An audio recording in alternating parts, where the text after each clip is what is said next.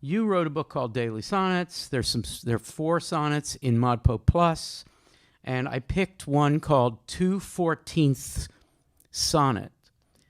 Now, Sophia, what could a 2/14 sonnet be? Without knowing anything about it, what would you think? This sounds like math.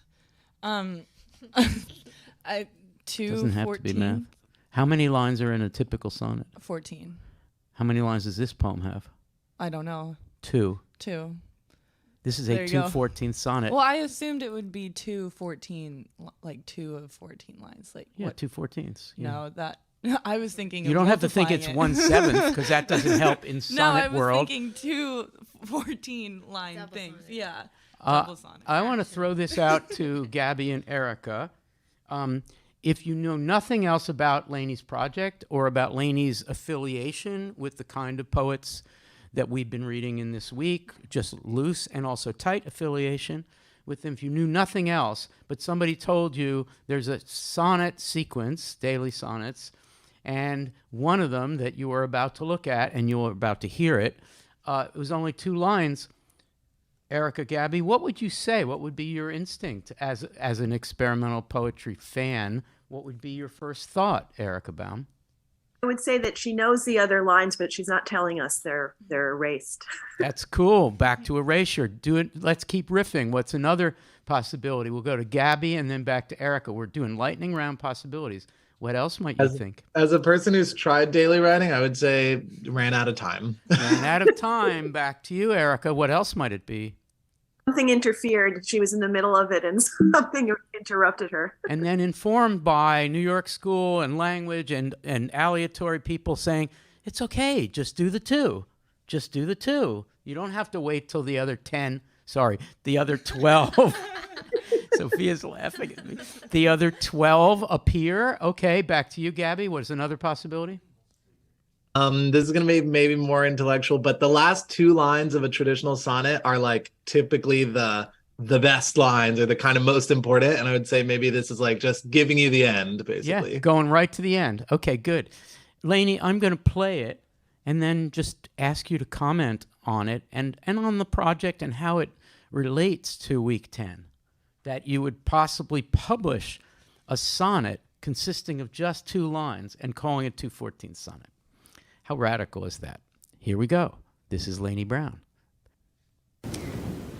2/14 sonnet. This undressing at security checkpoints would never have gone over with the Victorians. Here it is again. 2/14 sonnet.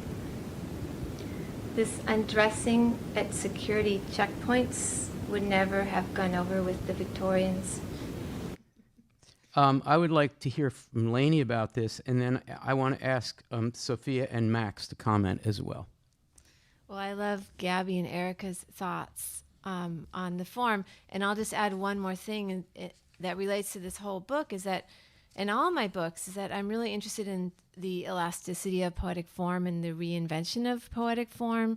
So inspired by poets like Bernadette Mayer's sonnets and Ted Berrigan's sonnets, and there's a lot more than that, but those are the first ones. A lot of my books are an attempt to write through a particular poetic form right now, and I'm really excited by poets who are pushing the boundaries of what is a form. Like, for instance, in Bernadette Mayer's book, The Desires of Mothers to Please Others in Letters, that book has plays, it has everything. I mean, it has every form in it. So how much can you push a form and still call it that? And my work on the poet's novel is similar. Like, can you call a Lydia Davis 2-line sentence a novel? Why not? So these questions are really important to me. Love that. Thank you. Max and Sophia, want to add a thought to this? Yeah, sure.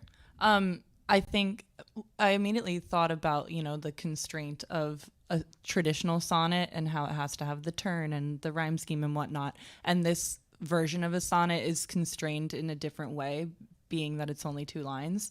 And it makes me think about the constraint of the content, like the security checkpoints and how you're not allowed to leave a line until you've completed the line. And you can't get out of these Victorian clothes because there's too much to do. And so I think it's a really interesting juxtaposition between like all these different ideas of constraint, because really you took the liberty and freedom to pare a sonnet down, but is it more constrained because it has less lines? I don't know. Love that. Gabby, I'm sure you had oh no, it was Max, I'm sorry. Max, I'm sure you had something brilliant you wanted to say that was not prompted, but I also want to add a prompt to whatever you were going to say anyway. And the prompt would be, if I asked you or required you to read this, that is to close read it as a 9/11 poem or a post 9/11 poem, not just the content but also the form, what would you do? I just wanted to praise you, Laynie, for this extremely inspired, in all of these selections, arithmetic approach to the sonnet and to form, and this way of basically posing what is actually a very old metaphysical question about form, or I mean a metaphysical question, but posing it about form, and that is, how much of something constitutes something in essence, right? Like if like half of a table is still a table, right? 2/14 of a sonnet, why can't that still be a sonnet? If it's just the volta or the turn or the end, how, who is to say that's not a sonnet? And it's an inspired way of putting into question the rigidity of form, the idea that form exists out there, and it's something we have to do to a certain degree of perfection, because it's a sort of contained whole. Where that goes with 9/11 formally is something I'll still ponder over. But okay, good. What you said was fantastic, and you passed the baton. And it turns out that Daphne is holding the baton, otherwise known as a mic. Daphne, your thought on this? Yeah. So first off, I hear the poem. It's kind of a cranky thought. Like, you go to the airport line, and it's like, God damn it, I have to take my shoes off. Like, part of the poem, it's just funny. But I would also hear two lines. First thing I think of is Ezra Pound, and in the station of the metro. So I don't know if this is Laynie's intent, but both of those poems are about travel and transit and how to represent that.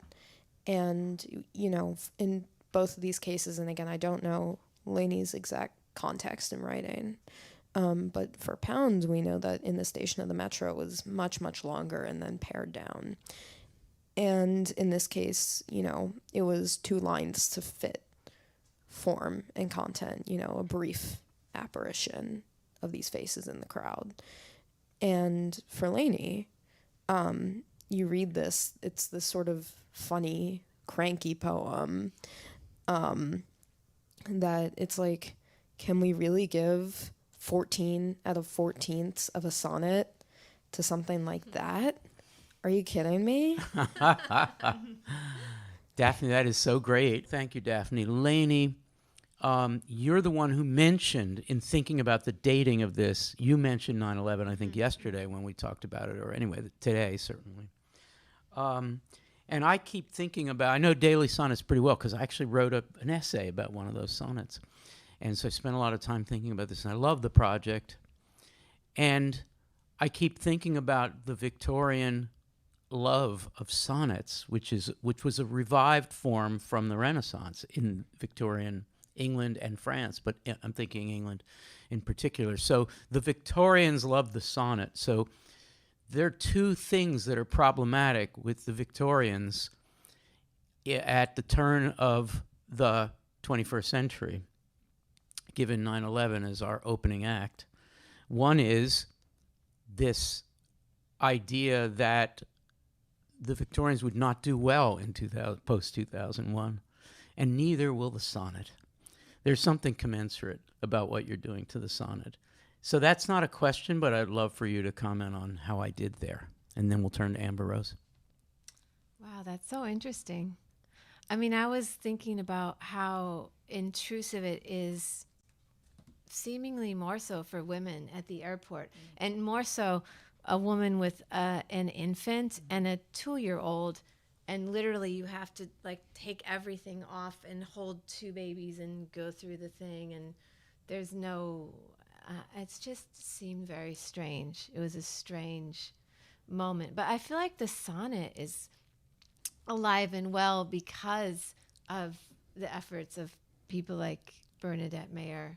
Yeah. And this irreverence and this idea of I'm thinking about what Erica said about the other 12 lines that are I'm not saying. It's like, well, you can imagine it. You just imagine when you go to the airport what happens. And thinking about Daphne's comment, I wasn't thinking about pound, but I was thinking about compression, because I always admire what I can't do. So part of the project with that book was to see, can I be spare? Because I'm so often in sentence. So I was And here's the trying. problem with the Victorians, Yeah. if I may, and everybody is hanging on this because, you've always wanted to hear somebody talk about what's wrong with the Victorians. The problem with the Victorians is that even after coming through airport security, Elizabeth Barrett Browning would write a sonnet. Indignant sonnet, but a sonnet nonetheless. And what's good about you and cool about this moment in our poetry, at least the poetry that we admire, is you're not going to do that because form and content are too inextricably tied as the 21st century arrives. And things like the hassle of daily living, of raising kids, or of taking kids or yourself through the airport, like, is the sonnet the right form for this moment? No, and that's what you're saying. I like that. Amber Rose?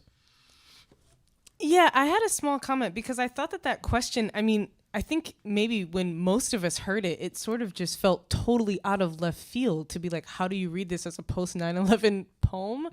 And I guess I wanted to say something because I've been talking in my office hours about the tools, like how ModPo gives us tools to answer those kinds of questions about any poem. Yes. And so I wanted to just share where my mind went, which was first like, how the hell is this a post 9/11 poem? And then I was like, okay, well, he must have some reason. And then I'm like, all right, security checkpoint. Security really changed.